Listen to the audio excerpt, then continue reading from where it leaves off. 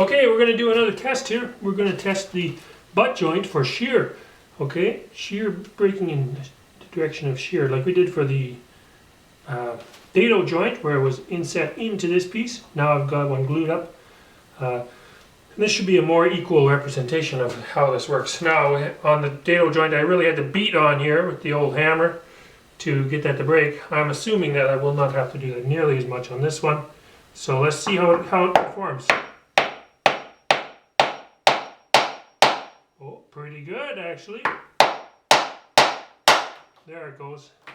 So you can see how it took a lot more force to break this joint apart this direction than it did by racking it and twisting it over as I did in the other test.